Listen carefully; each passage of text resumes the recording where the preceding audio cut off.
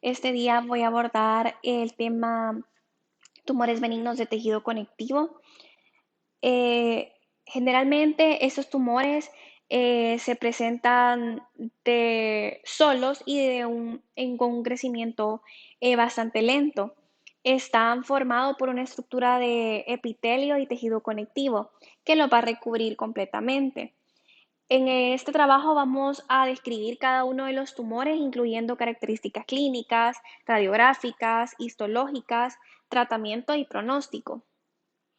Todo esto con el objetivo de conocer de forma exhaustiva cada uno de los tumores, ya que son lesiones frecuentes en la práctica clínica. Así como también vamos a describir en una forma minuciosa cada una de las patologías. Voy a iniciar hablando sobre el fibroma, que este es una neoformación nodular de un diámetro aproximado de 1 centímetro. Va a estar constituido por una masa central fibroconectiva que se encuentra bastante circunscrita sobre una base pedunculada. Entre sus características clínicas se van a observar que esta es de consistencia blanda o ya sea dura, pero esto va a depender de la cantidad de colágeno que contenga la lesión. Su localización más habitual suele ser en mejillas, en lengua, paladar y encías. Va a crecer de forma lenta y generalmente se interrumpe cuando ya alcanza su tamaño determinado, que es 1 centímetro. En los aspectos histológicos vamos a observar que esta va a ser una masa nodular sólida, no encapsulada, cubierta por epitelio escamoso estratificado y también con presencia de colágeno tipo 1 y tipo 3. Em, Su tratamiento y pronóstico va a depender de qué tipo sea. Si es de base pedunculada, se realizará una excisión y sutura, y si es de tipo sésil, se va a extirpar el periósteo y la corteza del hueso, ya que estas estructuras van a estar unidas con la lesión. Entre sus diagnósticos diferenciales vamos a observar que puede confundirse con un fibroma traumático o ya sea con un granuloma de células gigantes o también conocido como épulis de células gigantes. Su pronóstico es favorable si este se puede tratar mediante una historia clínica detallada y una biopsia. eh, y luego esto no va a requerir un tratamiento postquirúrgico. Luego tenemos el granuloma periférico de células gigantes, también conocido como épulis de células gigantes. Su etiología es desconocida, aunque se asocia a factores traumáticos, ya sea infecciosos. Entre sus características clínicas va a ser representado como una lesión elevada y blanda de color rojo, con una consistencia eh, firme. Usualmente el paciente no manifiesta dolor, aunque puede referir sangramiento cuando hay algún tipo de trauma. Va a oscilar entre los 2 centímetros de diámetro y puede abarcar de uno o dos o más dientes. Lo que puede causar es que puede haber desplazamiento dentario e incluso movilidad dentaria. Entre sus características histopatológicas, estas lesiones consisten en una hiperplasia de tejido de granulación, con muchas células gigantes polinucleadas.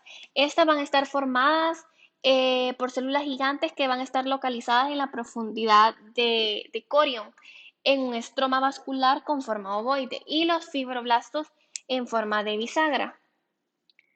Entre las características radiográficas, vamos a observar que la lesión cuando se limita a encía, cuando no se limita a encía, no hay afección de hueso. Sin embargo, estas células podrían actuar como una respuesta inflamatoria, lo que va a producir es como una reabsorción ósea y puede llegar a verse el ligamento periodontal ensanchado.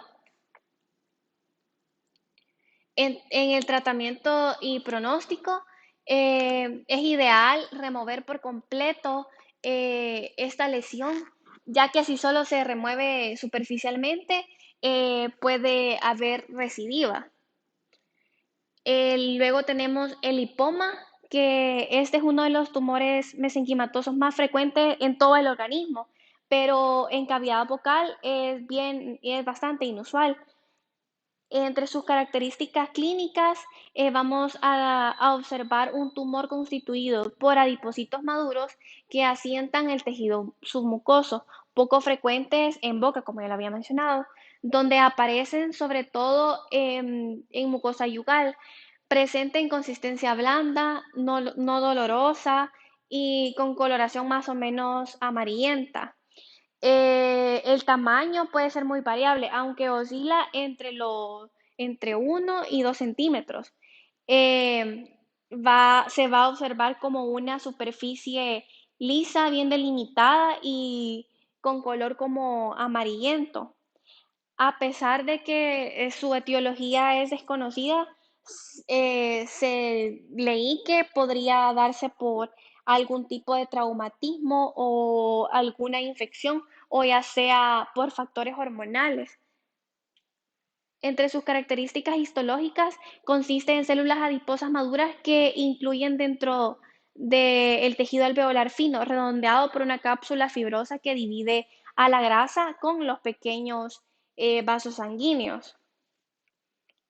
Entre su diagnóstico diferencial vamos a diferenciarlo de fibromas traumáticos o ya sea malformaciones de glándulas salivales como lo son el mucosele. Entre su tratamiento y pronóstico, lo vamos a eliminar de forma quirúrgica, pero antes vamos a realizar una biopsia. Posteriormente a la biopsia vamos a colocar anestesia local y se va a realizar una incisión como en la base de la lesión, como en forma de cuña. Posteriormente se va a suturar y por la zona vamos a prescribir, por algún tipo de infección, vamos a prescribir amoxicilina, tabletas de 500 miligramos cada 8 horas por 7 días. Y para el dolor, acetaminofén, tabletas de 500 miligramos cada 6 horas por 5 días. Su pronóstico es favorable porque no da recidiva. Luego tenemos el hemangioma, que este se va a presentar desde el nacimiento o puede aparecer en la infancia. Una de sus características es que suele desaparecer espontáneamente, por lo que se recomienda vigilarlo. Entre sus características clínicas, va a ser más frecuente en labios, lengua, paladar y encías. Esta lesión va a ser de tamaño variable y va a tener un color rojo intenso o como moradoso. Eh, Características histológicas. El hemangioma capilar se va a caracterizar por la presencia de capilares de origen endotelial que se encuentran superficialmente. El hemangioma esclerosante se localiza en partes profundas de la mucosa bucal en base a la proliferación de tejido conectivo. El hemangioma cavernoso se va a formar por células grandes vasculares o por dilatación no bien delimitada por las estructuras profundas. El tratamiento y el pronóstico, como había mencionado, se va a colocar una anestesia infiltrativa. Posteriormente se va a colocar una sustancia esclerosante. Luego vamos a esperar de 2 a 3 minutos de la colocación y hasta que se vea la isquemia vamos a colocar polidocanol al 0.5% y luego se vuelve a realizar un control dentro de 15 días. Su diagnóstico es favorable si el diagnóstico es oportuno y si se trata precozmente. Em, Luego, no tiene nombre, pero es el linfangioma. que estas son masas amartómicas frecuentes en cavidad bucal, constituida por capilares que contienen linfas. Entre sus características clínicas vamos a observar que son una lesión indolora que aparece en la superficie como ya sea únicas o múltiples, más frecuente en lengua. Entre sus características histológicas vamos a observar que microscópicamente se observan como tumoraciones lobuladas no encapsuladas de un diámetro de 1 milímetro y cuando son esponjosas de 2 a 10 centímetros. Entre su tratamiento y pronóstico, las propuestas siempre son una técnica quirúrgica, ya que es como lo más eficaz y aunque puede haber recidiva, puede emplearse con láser, radioterapia o ya sea crioterapia. Su pronóstico va a depender de la edad de su aparición y el número o el tamaño de lesiones y la localización de estas. Luego tenemos el osteoma, que es una neoplasia benigna compuesta por tejido óseo inmaduro. Se clasifica en periférico, endotelial y cortisoma óseo. En el periférico vamos a tener periósteo y exofílico y en el endotelial es cuando surge del periósteo central y el de cortisoma óseo cuando llega a surgir del endostio. Entre sus características clínicas se observa que es una lesión de crecimiento lento y continuo y aparece más que todo en el ángulo de la mandíbula o ya sea en el cóndilo. Eh, Tiene más predilección como en los hombres. Sus características histológicas es que puede ser de dos tipos, uno de tipo en el trabeculado compacto y en el esponjoso. Eh, en el osteoma esponjoso se caracteriza por presentar trabéculas óseas en las que se encuentran odontoblastos y en el fibroadiposo se va a asemejar a un tipo de hueso maduro. Entre sus características radiográficas se va a observar una superficie radiopaca bien delimitada, eh, como adherida al ángulo de la mandíbula.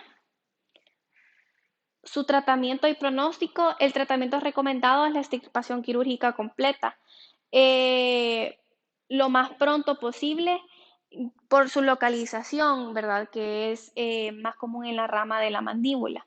Su pronóstico es desfavorable, aunque su recurrencia es bastante difícil.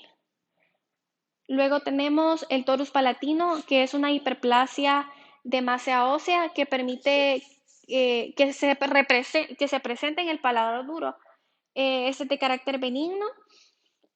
Entre sus características clínicas vamos a observar una tumoración de consistencia dura con el color normal de la mucosa, ¿verdad? Es totalmente asintomático. eh, Histológicamente está constituido por láminas de hueso compacto y en su centro de hueso esponjoso.